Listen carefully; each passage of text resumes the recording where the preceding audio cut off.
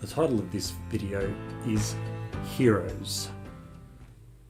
Now, in the academic world, the engineering academic world, the academic world in general, there are heroes at all stages of the publication process. You might find it curious that I have the audience in there as well, but there's a lot of people reading a lot of publications, so I have to give them some credit as well.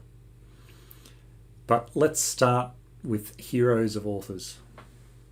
Now, before I talk about the superstar of authoring, the greatest of all time, the GOAT, let's talk about the Vancouver criteria for authors. So an author is somebody who plays a part in designing or conducting experiments or processing results. They help to write or revise the manuscript, they approve the published version, and they take responsibility for the article's contents. So if they stuck to that criteria, then all of the names that are on papers would have done one or more of those things, but that isn't the case. They did a assessment of hyper-prolific authors, and the definition of a hyper-prolific author is the number of authors who publish more than 72 papers a year. That's one every 5 days. That's really extraordinary when you're looking at the general academic who may publish between 2 to 6. Materials scientist Akihisa Inui, former president of Tokayo University in Japan, holds the record. In 12 calendar years between 2000 and 2016, he published more than 72 papers a year. And his name appears on over 2,500 publications. That's really a mind-bogglingly extraordinary effort. We're going to look at one of his publications as we continue. So it is possible to produce that much. And yes, it is frightening. If you're just starting out and you're really struggling to write your first paper, it's frightening to think that there are people out there who are generating publications, content, experiments, results just that fast. It really is extraordinary. But it's inspiring as well, frankly, to know that people can actually do that and get themselves to that level of skill. You can do that too, but you've got to push very, very hard. So I'll take my hat off to Akihisa, and now we'll look at some heroes, other heroes of authorship for slightly different reasons. On the left, we've got Alan Sokal. In 1996, he published a paper in a sociology journal, even though he's a physicist.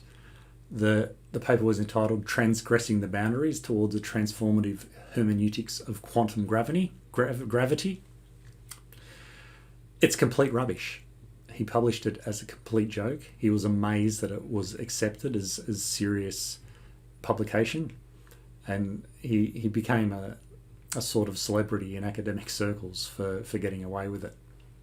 The three amigos in the middle, well, they're from MIT, from CSAIL, very famous department at one of the premier institutions in the world.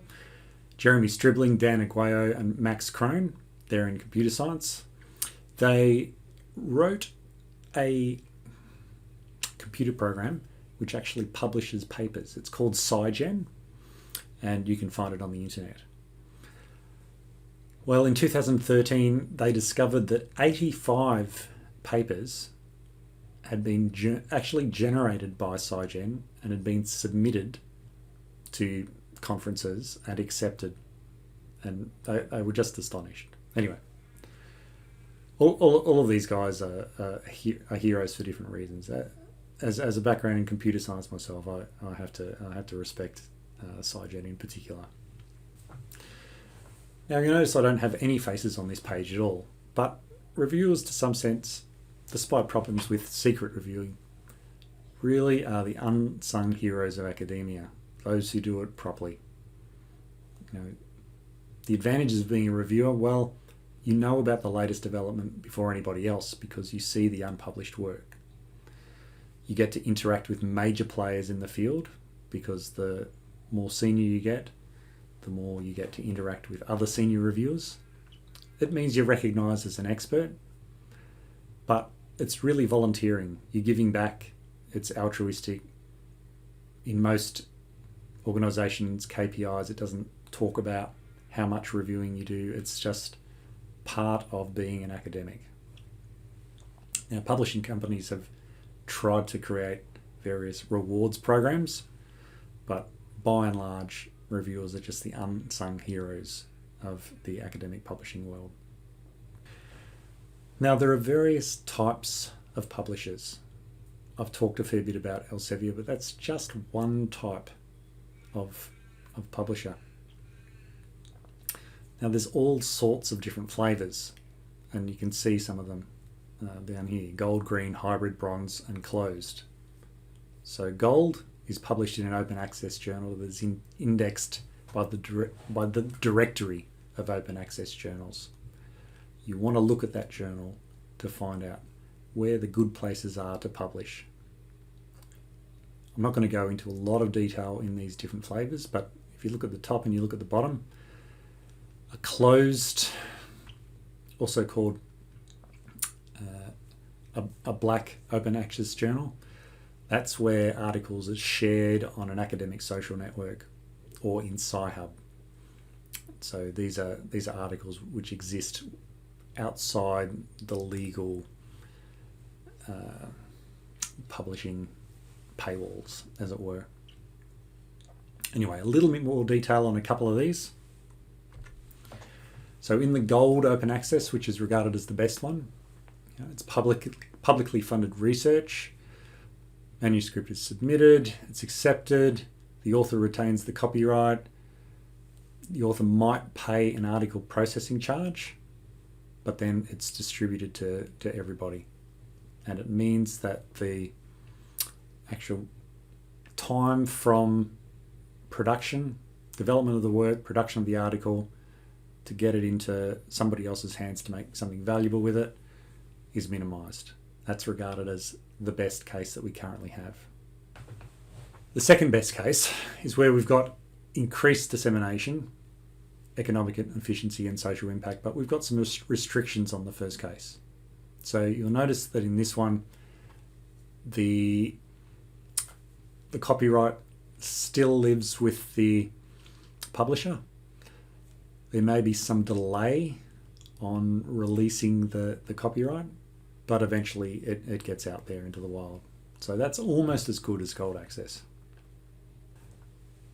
Finally, just in terms of the audience, the internet has changed the way, absolutely, that we access information, revolutionised it. There used to be thousands of written, hardbound journals in libraries. All the libraries these days are now large internet cafes. You have the information of the world at your fingertips. There's around 2 million publications per year. There's more information out there than you can possibly absorb. And the pressure on academics is publish or perish. But if you do it well, you can also flourish.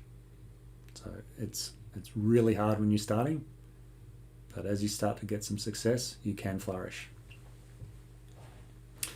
Now, a professional chartered engineer has to do 150 hours of reading over a 3-year period, according to Engineers Australia. You can claim up to 110 hours in journal reading, but you've got to keep records of that, the date, the title, author, and time invested. So since you have to do some reading anyway professionally, you might as well know how to find the best stuff and get the most value out of it as you can. Note that if you publish something in an engineering journal as part of professional development, then you can claim up to 75 hours per paper.